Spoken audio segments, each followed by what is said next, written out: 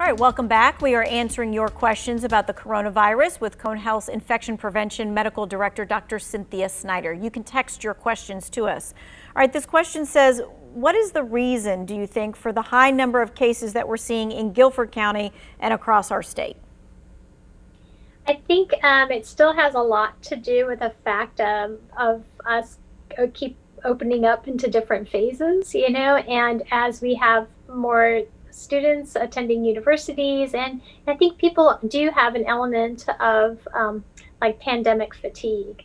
And so people are not wearing their masks as much, and then they're still frequenting quite a few places. And if you are even getting together in a small gathering, we know people are maybe thinking that their friend or their coworker is considered safe, and so they take down their masks, and then before you know it, there may be an outbreak already associated with that gathering. Mm-hmm.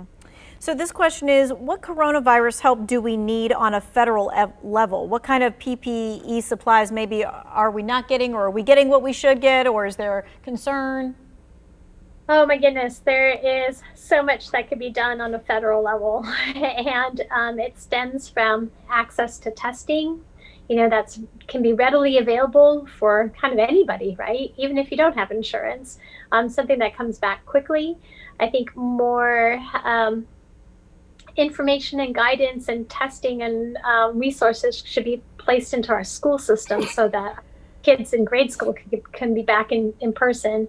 And then, unfortunately, if our rates keep going up, we have to come back down to some sort of, not necessarily lockdown, but we need to have some commitment from everybody to really stay home in place for a bit so that we know that we can drive down those rates.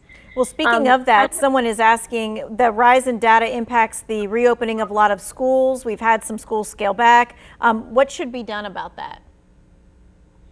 It's a very complex scenario because I think many schools are not situated enough to have enough resources to space out all their students, enough teachers to accommodate small groups, where in the past you had 2 teachers taking care of 25 students. Now you're probably needing, twice as much teachers to break up those groups into smaller pods.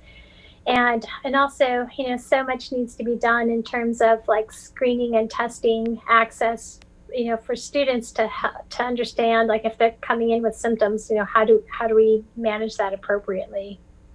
This person is asking, what is the best diet to boost the immune system?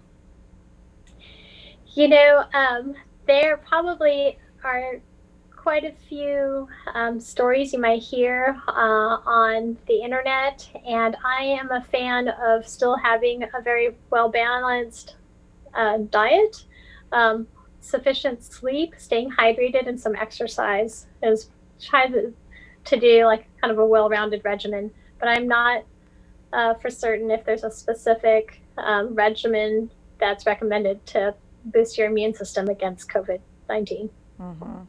They say, if COVID is so contagious and dangerous, shouldn't there be biohazard collection bins everywhere to put contaminated gloves and masks in? Is that necessary?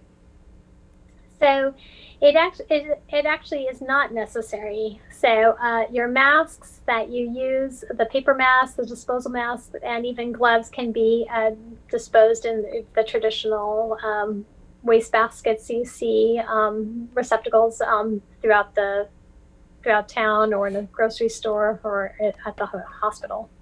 Okay. All right. We're going to continue to answer your text questions. The number there at the bottom of your screen, and we'll be right back for one last segment.